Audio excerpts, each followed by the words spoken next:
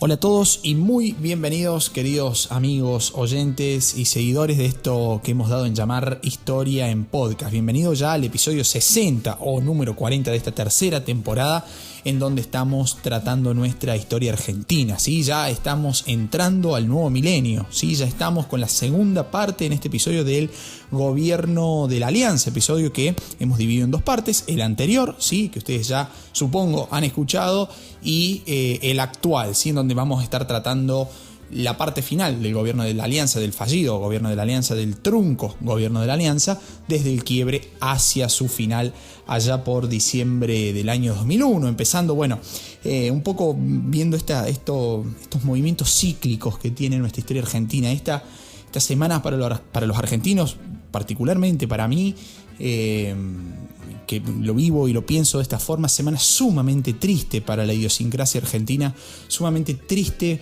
una página negra más en nuestra historia, ¿sí? Yo estoy grabando este episodio hoy, que es domingo 21 de febrero, ¿sí? 17:38 de la tarde aquí en mi casa, y lo charlaba con un amigo. Digo, ¿qué hago? ¿Hago esta mini editorial o no? Y me dice, hacela, porque los argentinos olvidamos muy fácil las cosas, ¿sí? Lo que pasó esta semana en nuestro país demuestra la incongruencia, el paralelismo que existe entre el mundo de los políticos, de la casta política, de la casta privilegiada política, y el mundo de todos aquellos seres que no pertenecemos al mundo político, a la vida política. En Egipto, 3.000 años antes de Cristo, ¿sí? O sea que hace 5.000 años atrás, existía una sociedad muy similar a la Argentina. Ustedes dirán, ¿por qué? ¿Qué tendrá de similar la sociedad egipcia de hace 5.000 años con la Argentina de hoy? La sociedad se divide en dos grandes grupos, ¿sí? Dos grandes grupos de personas. Aquellos que pagaban impuestos, tributos, ¿sí? En forma de trabajo o en especie, porque el tributo se pagaba doble en el Egipto antiguo, y aquellos que lo cobraban. Los que los pagaban eran los no privilegiados, y aquellos que los recibían y que holgazaneaban todo el día, ¿sí? Era el grupo de los privilegiados, los que accedían primero a todo, ¿sí? Los que se daban todos los lujos. Bueno, Argentina hoy es el Egipto de hace 5.000 años.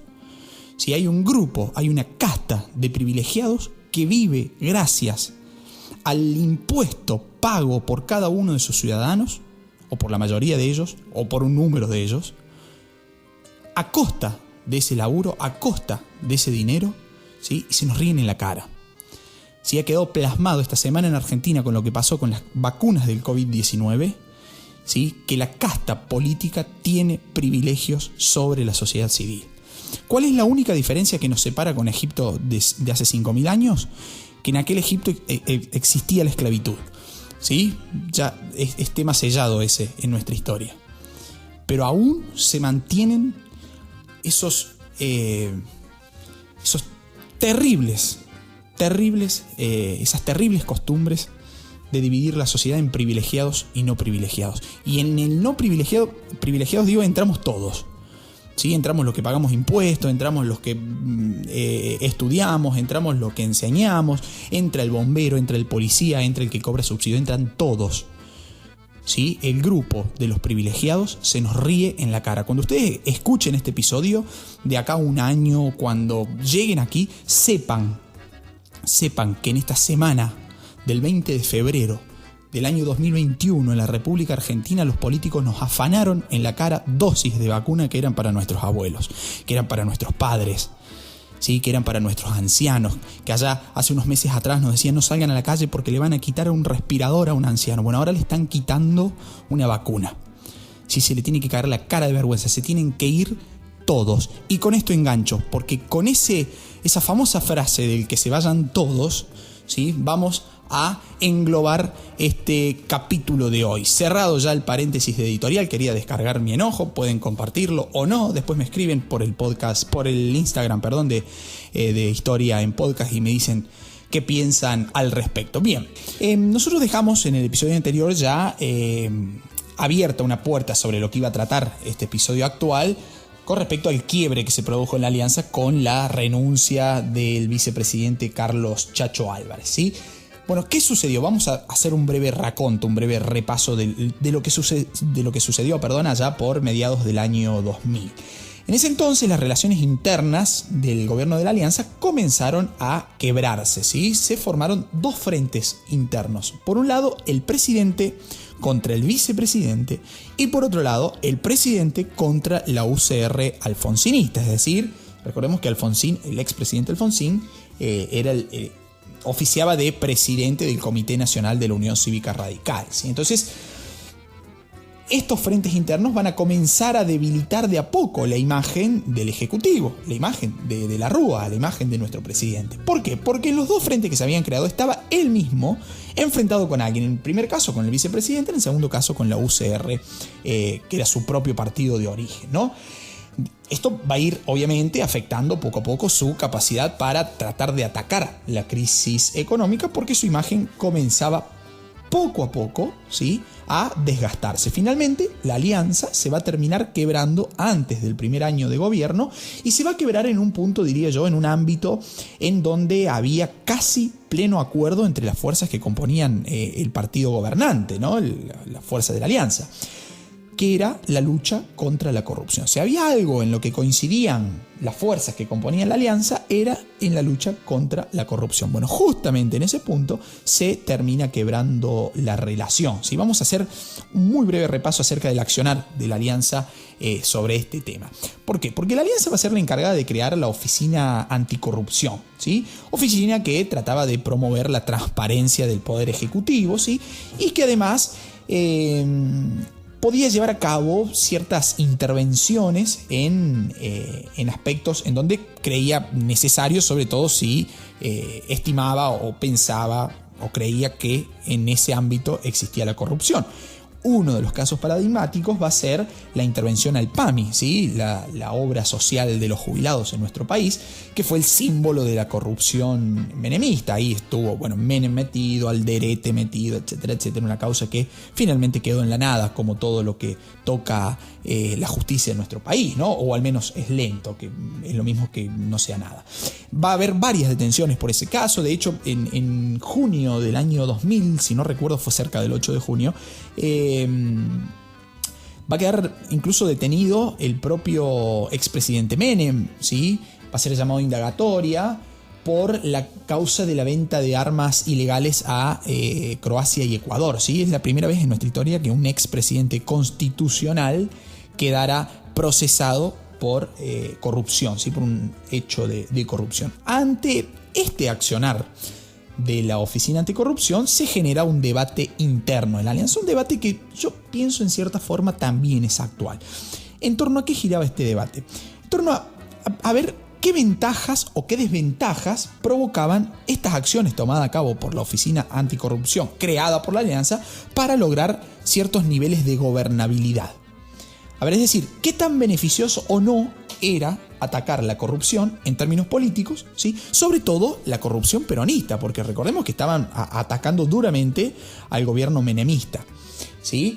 Y recordemos además que la alianza estaba gobernando con el peronismo en contra. Las principales provincias de nuestro país, Córdoba, lo nombré en el episodio anterior, ¿no? Santa Fe, Buenos Aires, estaban bajo una gobernación peronista y el propio Senado tenía mayoría peronista. Entonces, ¿qué tanto ayudaba al gobierno a gobernar esta cuestión de denunciar y acusar a sus principales opositores, a sus mayoritarios opositores como corruptos, digamos, ¿no? Entonces, una dicotomía que no tendría que existir. A ver, ¿denuncio la corrupción o gobierno? ¿Qué prefieren que haga? Pues, tratemos de hacer algo de las dos cosas, digamos, ¿no? Porque si no, estamos siendo cómplices si no denunciamos a alguien que sabemos que robó. Entonces, esas preguntas, ese era el tamaño de las preguntas en esos momentos. Algo similar pasó en nuestra historia muy reciente, diría, ¿no? Y al final, este accionar de la Oficina Anticorrupción y el accionar contra la corrupción del gobierno de la Alianza fueron iniciativas que fueron quedando bajo la órbita de la figura del vicepresidente, digamos. Cuando uno pensaba en el gobierno de la Alianza y decía, están atacando la corrupción, enseguida era un acceso directo la figura de Carlos Chacho Álvarez, ¿sí? No así la del presidente, porque De la Rúa incluso no las alentó a esas luchas contra la anticorrupción. Es más, optó por privilegiar el diálogo con el peronismo, ¿sí? Entonces todo termina estallando en agosto del año 2000. ¿Qué pasó en agosto del año 2000? Van a salir a la luz algunas versiones que afirmaban que senadores del PJ, senadores del peronismo, habían recibido coimas por parte de funcionarios oficialistas para respaldar la reforma laboral. Reforma laboral que vimos ya en el episodio anterior, ¿sí? Se aprobó en el Senado que era de mayoría peronista, bueno, así como mágicamente salió aprobada una medida que afectaba en gran forma al sector obrero, que supuestamente era el defendido por el peronismo, ¿no? Entonces, bueno, dijeron, no, en realidad para que los senadores y diputados peronistas aprobaran el proyecto, en realidad existieron coimas, ¿sí? Vendría a ser, y esto ya en tono de chiste, porque si no se logra entender, digo yo. Imagínense el peronismo diciendo, no muchachos, no la aprobamos porque estamos convencidos, quédense tranquilos, no pusimos en juego los intereses de la clase trabajadora porque estamos convencidos, los pusimos en juego porque nos coimearon, ¿no? Como si eso aminorara la culpa, digamos, ¿no? Bueno, Chacho Álvarez, nuestro vicepresidente, va a querer llevar adelante una exhaustiva investigación sobre este asunto de las coimas para la reforma laboral, ¿sí? Lo cual obviamente generó el rechazo del Senado. El Senado dijo, no, por favor, no nos toquen, no nos investiguen tantos, porque era como tirar una media con barro al ventilador, digamos, ¿no? De la Rúa, nuestro presidente, en esos momentos va a desestimar los dichos del vicepresidente y solo optó por cambiar a algunos miembros de su gabinete. Ante eso, Carlos Chacho Álvarez dice, basta, hasta acá llegué, ¿sí? Tanto es así que el 6 de octubre del año 2000, Álvarez presentó su renuncia, ¿sí? Salió del gobierno, se fue del gobierno, una de las figuras más importantes que había llegado a conformar la alianza, porque justamente representaba el frepaso, ¿sí? Ese Frente País Solidario que era una vertiente que salía del peronismo. El propio Chacho Álvarez dice él mismo que venía del peronismo, pero que se cansó del peronismo por la corrupción que existía dentro del partido, entonces decide crear un nuevo frente teniendo la honestidad como principal estandarte. Y bueno, la honestidad se ve que en el mundo político argentino no funciona. Entonces directamente se produce la salida, la renuncia de Chacho Álvarez. Salida o renuncia que no fue lamentada por el núcleo presidencial, pero que en cierta forma demolió la imagen de la Rúa, ¿sí? La confianza social en el presidente comenzó a derrumbarse y ya diría para no levantarse nunca más. Le voy a dejar un pedacito a continuación de el audio, ¿sí? De la conferencia de prensa de Chacho Álvarez el día de su renuncia. Si quieren, búsquenla completa, es muy larga, ¿no? No la voy a poner completa, obvio, pero pueden buscarla, están en YouTube, están en diversos lugares de la red, lo pueden escuchar porque es increíble. Parece que Chacho Álvarez dio este discurso antes de ayer. No importa cuándo ustedes estén escuchando este episodio. Parece que Chacho Álvarez dio este discurso antes de ayer. Escuchen lo que dice. Presento mi renuncia indeclinable al cargo de vicepresidente de la Nación.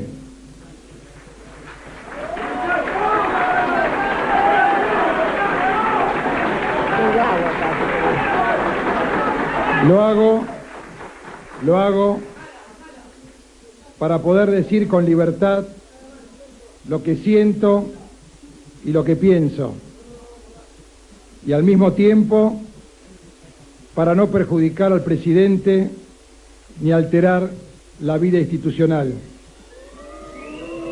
Sobre todo en una etapa donde la mayoría de la gente, nuestra gente, sufre una situación difícil desde lo laboral y lo social, y la Argentina necesita confianza interna y externa para volver a crecer.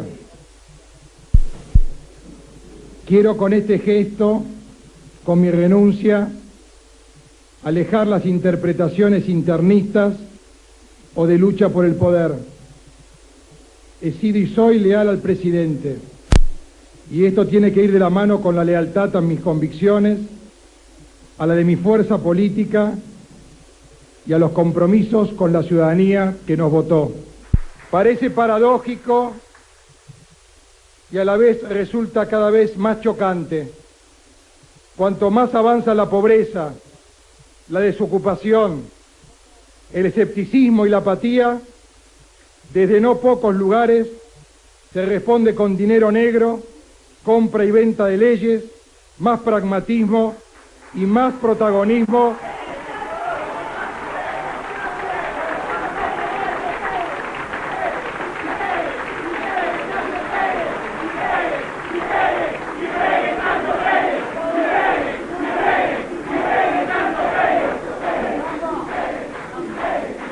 Más pragmatismo y más protagonismo para quienes operan en la política como si fuera un gran negocio para pocos.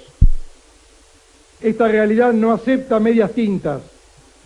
No se puede tratar el cáncer con aspirinas, ni alcanzan los discursos que remiten a la acción de una justicia en la cual muchos de los que deben investigar los actos de corrupción difícilmente podrían soportar una investigación a fondo sobre sus patrimonios. Me da mucha vergüenza que un joven de 16, 17, 18 años sienta que la política es similar al delito, sienta que lo que hacemos política y los que tenemos cargos los tenemos para incrementar nuestro patrimonio.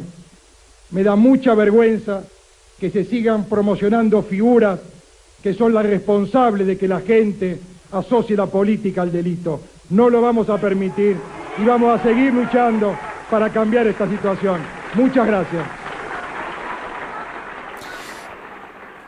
Parece increíble, ¿no? Que el vicepresidente, figura clave de la lucha contra la corrupción, tenga que terminar renunciando para no herir la figura presidente. A mí el discurso de Chacho Álvarez, insisto, ¿no? Parece que lo dijo hace 2 días. Es de una contemporaneidad bárbara. Es de una actualidad que parece increíble, que hayan pasado 20 años, 21 años, y se siga teniendo en la práctica personajes tan nefastos en nuestra política como los que describe Chacho Álvarez en esa renuncia. Del presidente para abajo, jueces, magistrados, fiscales, senadores, diputados, todos siempre dentro de la misma bolsa de los privilegios y de la corrupción. En fin, bien, hacia finales del año 2000 digo, el clima de intolerancia al gobierno iba en aumento, ¿sí? En claro aumento. Sumado a eso, el gobierno debía despertar la confianza de los argentinos, pero también y fundamentalmente de los organismos de crédito internacional, ¿sí? De esa forma, y para lograr esto último, De la Rúa buscó recuperar la iniciativa política y tras arduas negociaciones, en diciembre de ese año se festejó como un triunfo, algo que también tiene cierto paralelismo con algo que pasó en agosto del 2020, se festejó como un triunfo un nuevo acuerdo con el Fondo Monetario Internacional, un nuevo acuerdo que se lo llamó el blindaje financiero, sí que era un salvataje económico de 40.000 millones de dólares que el Fondo Monetario Internacional nos daba para el pago de deudas ya contraídas con anterioridad y para generar confianza en los inversores. ¿A cambio de qué hacía eso? Obviamente no son ningunos tontos, no lo vamos a descubrir aquí. A cambio de que el Estado argentino, ¿sí?, se comprometiera a una reforma del sistema previsional y al congelamiento del gasto público nacional y provincial por el término de 5 años.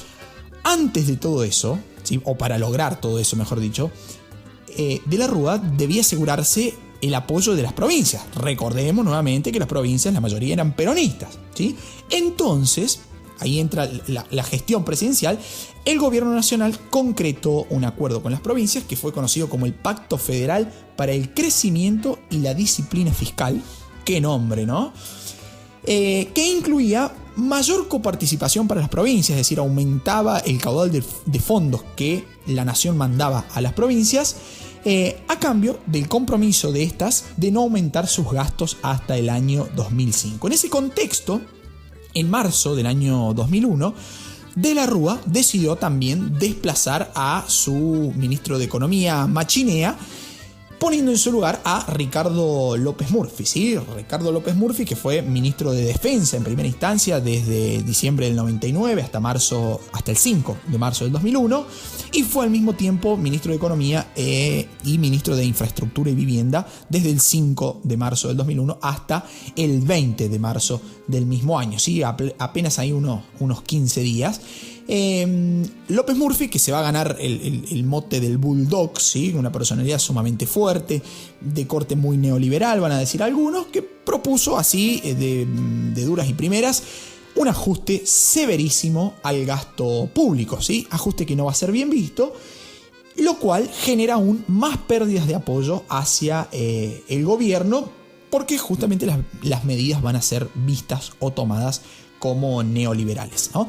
En ese sentido, la CTA, Moyano, sectores del radicalismo, sectores universitarios comenzaron a realizar movilizaciones, huelgas, a ponerse en contra del gobierno, ¿sí? Por lo tanto, De la Rúa decidió reemplazar a López Murphy, el recientemente designado, y lo cambió por una persona nueva, un tipo que no se había escuchado nunca en política, una persona desconocida que venía desde el anonimato, un señor conocido con el nombre de Domingo Felipe Cavallo. No sé si lo conocerán, si lo tendrán de algún lado, yo la verdad no recuerdo haberlo dicho en episodios anteriores, ¿no? Bueno, digo esto ya casi humorísticamente porque da risa, digamos, el accionar del gobierno argentino en esos momentos. Acá hago un paréntesis, ¿no? Va a ser masiva en esa época la difusión del riesgo país, ¿sí? Yo tengo mis recuerdos a esos 10, 11 años que tenía por esa época, de prender la tele y ver el número al que había ascendido el riesgo país, ¿sí? Este índice para saber la confiabilidad de inversión o no lo voy a explicar porque es bastante complicado, ¿no? Bueno, pero como para tener en cuenta que va a ser un concepto que comienza a difundirse masivamente también en este periodo. Volvemos a Cavallo. Cavallo, este personaje nuevo que nunca tomó una medida controvertida, digamos, ¿no? Bueno, este tipo decía decía que había que llevar a cabo una especie de vuelta de tuerca. Decía que el ajuste de las cuentas del Estado no era el punto clave para combatir la recesión económica, sino que los puntos centrales eran la falta de competitividad y la deuda de nuestro país. Y acá digo, ¿no? El tipo está diciendo no hay que ajustar las cuentas del Estado, sino acá el problema es las deudas. El tema es que las deudas se tomaban para saldar el gasto del Estado, digamos, ¿no? Entonces, una especie de círculo sin fin que este nefasto personaje ha tenido y venía teniendo ya desde épocas de la dictadura, ¿no? Hay que preguntarse aquí, ¿no? Lo digo siempre, ¿cómo hay que tratar de solventar esta falta de competitividad que tenía la economía argentina? Bueno, Cavallo va a decir bajando los costos de producción, menos impuestos y otorgando mayores créditos a buenas tasas. Eso lo llamó como plan de competitividad, muy similar, digamos, en el nombre, al menos en la fonética, al plan de convertibilidad que este nefasto personaje había llevado a cabo en el 91 con Menem, ¿no? Ese plan de competitividad fue aprobado por el Congreso, pero asimismo no se logró reactivar el crecimiento económico, no se dio el crecimiento económico esperado por Cavallo, ¿no? Además, se generó una incapacidad para pagar las deudas externas contraídas por el gobierno y para cumplir lo firmado con las provincias, ese acuerdo federal del que hablábamos anteriormente. Con ese panorama, en julio del año 2001, se retomó la senda del ajuste, ¿sí? Sin contar con el apoyo de los organismos de créditos internacionales, el gobierno de la Alianza llevó a cabo la ley de déficit cero, que va a ser también aprobada en el Congreso de mayoría peronista. ¿Qué guardaba esta ley de déficit cero? Proponía, entre otras cosas, la rebaja de los salarios, la rebaja de las jubilaciones, limitaba el gasto público en función a la recaudación. Es decir, vamos a gastar, ¿sí?, un margen, un porcentual dentro de lo que recaudamos. Si no recaudamos, no gastamos. Bueno, habría que ver hasta qué punto eso se llevó a la práctica, ¿no? En agosto del 2001, ya con una crisis económica muy agravada, el gobierno nacional lanzó los famosos bonos LECOPS, ¿sí? Los LECOPS, que yo no sé si todos saben lo que significa, ¿no? Los LECOPS fueron letras de cambio, ¿sí? Fueron letras, este era el nombre oficial, ¿no? Letras de cancelación de obligaciones provinciales. Van a ser usados para cancelar la deuda que la nación tenía con las provincias, esa deuda que hablábamos recién anteriormente del pacto federal. Con esos LECOPS también el Estado iba a pagar sueldos y subsidios, ¿sí? Y ese modelo de estas pseudomonedas, por decirlo de alguna forma, fue copiado por la mayoría de las provincias para tratar de pagar sus deudas y demás gastos. Comenzaron entonces a circular en todo el territorio nacional estas cuasimonedas, digamos, por llamarlas de alguna forma, ¿no? Los patacones en Buenos Aires, los lecor aquí en la provincia de Córdoba, el federal en Entre Ríos, los huarpes en la provincia de San Juan, el quebracho en Chaco, el petram en Mendoza, el bocade en Tucumán, etcétera, etcétera, ¿no? Como que cada provincia tenía su moneda, que eran estas LECOPS famosas que creó el gobierno de la Alianza, ¿sí? Cavallo como ministro de Economía, va a negociar también la deuda con el FMI, el famoso megacanje en noviembre del año 2001. Hecho porque también va a ser recordado porque logró postergar los pagos del periodo 2001-2005. Dijo, che, muchachos, a ver, a los que nos prestaron dinero, ¿no? Muchachos, no le podemos pagar. Asumimos el compromiso que tenemos, ¿sí? Asumimos el compromiso que tenemos, pero pateemos para adelante la deuda. ¿Qué van a decir nuestros acreedores? Si van a decir, sí, no tengo ningún problema, lo vamos a patear para adelante al pago, pero a cambio de unos intereses que le voy a comer las entrañas directamente, ¿no? Entonces, ese megacanje logró postergar el pago de la deuda, pero a cambio de unos intereses realmente estratosféricos, ¿sí?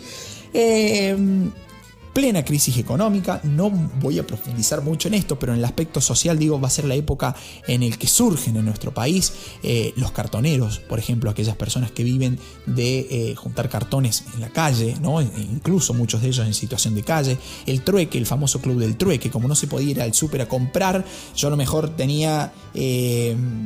no sé, voy a poner el ejemplo que más rápido tengo en la mano, un celular, no era masivo en esa época, pero un celular y necesitaba 1 kilo de asado, cambiaba el celular por el asado, ¿no? Bueno, fue nefasto, no sé cuántos de ustedes recordarán ese momento, pero realmente nefasto para nuestra historia. El movimiento de fábricas recuperadas, aquellas fábricas que cerraban y en base a la iniciativa de sus propios obreros, creaban una especie de cooperativa y recuperaban el accionar y de esa forma no perdían el trabajo, ¿no? Asumiendo todos los riesgos que eso significaba, ¿sí? Entonces, poco a poco la situación social se fue haciendo cada vez más conflictiva, en claro aumentos, comienzan a masificarse los piquetes, las movilizaciones, las manifestaciones de desocupados, ¿no?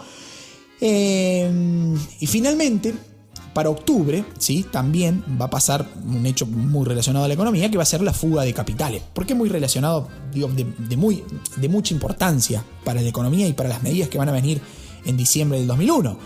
¿Qué va a ser la fuga de capitales? ¿Sí?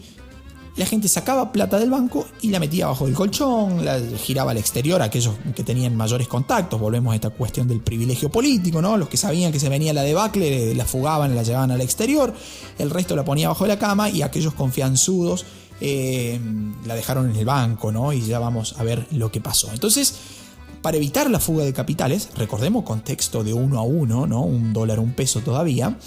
El gobierno decide llevar a la práctica el 3 de diciembre del 2001 el famoso corralito bancario, ¿sí? Que limitaba la extracción de cajeros a 250 pesos semanales, que eran iguales a $250. Se va a prohibir además, con ese corralito bancario, enviar dinero al exterior, se va a obligar a realizar transacciones con cheques, de esa forma el dinero no salía del banco, digamos, el movimiento del papel, del dinero papel, del dinero físico no se producía. Y se tomaban créditos solo en dólares. De esa forma se va a generalizar la protesta, digamos, ¿no? La protesta social fue claramente en aumento. Pequeño paréntesis acá para una recomendación. No se pierdan, hay una película muy muy buena. Es un libro de un historiador, en realidad una novela de un historiador que devino en escritor de novelas, que es Eduardo Sacheri, ¿sí? Está la película se llama La Odisea de los Giles. Y el libro se llama La Noche de Lucina. Fantástica, no se la pierden porque pinta de pie a cabeza. Así como recomendé en su momento el tema del ferroviario de Jairo. Bueno, no se pierdan la peli si pueden verla, o no se pierdan el libro, que siempre el libro tiene más detalles, ¿no? Fantástica. Cierro paréntesis, ¿no? A mediados de diciembre del 2001, ya con el corralito bancario, con la protesta social generalizada, con un clima de violencia en aumento, la crisis parecía haber alcanzado ya su punto más alto, digamos, ¿no? Y el gobierno se mostraba encima incapaz de hallar una salida. El 15 de diciembre del año 2001 van a comenzar los primeros saqueos en el conurbano bonaerense, en Mendoza y en la provincia de Entre Ríos. Y el 17 y el 18 de ese mismo mes ya se generalizaron en todo el territorio nacional y se hicieron mucho más violentos, ¿sí? Los saqueos a almacenes y supermercados, lo cual demostraba en cierta forma el mal que existía en la sociedad argentina, la crisis económica que existía, ¿no? El 19 de diciembre el presidente anunció por cadena nacional el estado de sitio a nivel país y lejos de apaciguar esta medida los ánimos, los exacerbó aún más y se terminó provocando una rebelión popular que cabría preguntarse, no lo vamos a responder acá, pero al menos sí nos lo vamos a preguntar, ¿hasta qué punto fue auténtica esa rebelión popular? ¿Hasta qué punto fue autogestada? ¿Hasta qué punto intervino o no el principal partido político de oposición a la alianza, que era el peronismo, para levantar las bases populares? Ya sabemos la llegada del peronismo a las bases populares, para tratar de sacar y de correr por izquierda siempre al gobierno de la alianza. Esa misma noche, del 19 de diciembre, se va a producir en Ciudad Autónoma de Buenos Aires el famoso cacerolazo al grito de que se vayan todos, que seguimos repitiéndolo como lo dije al comienzo del episodio del día de hoy. Se va a comenzar a formar esta movilización hacia el centro de la ciudad de Buenos Aires, a la cual se van a acoplar los gremios llamando a una huelga general, y eso termina provocando, entre otras cosas, ¿no?, la renuncia del ministro de Economía, Domingo Felipe Cavallo. El 20 de diciembre a la mañana, en Plaza de Mayo, ¿sí?, que había sido históricamente el punto de encuentro, va a volver a hacerlo esta vez, se va a juntar, y escuchen bien esta heterogeneidad: la clase media porteña, el movimiento piquetero, distintos sectores convocados por algunos intendentes del conurbano, y todos aquellos que mostraban algún malestar hacia el accionar del gobierno de turno, ¿sí? Eso va a generalizar el repudio al presidente. Esa movilización es conocida hoy entre los historiadores como el argentinazo, ¿sí?, porque había abarcado por primera vez a todos los sectores sociales de nuestro país.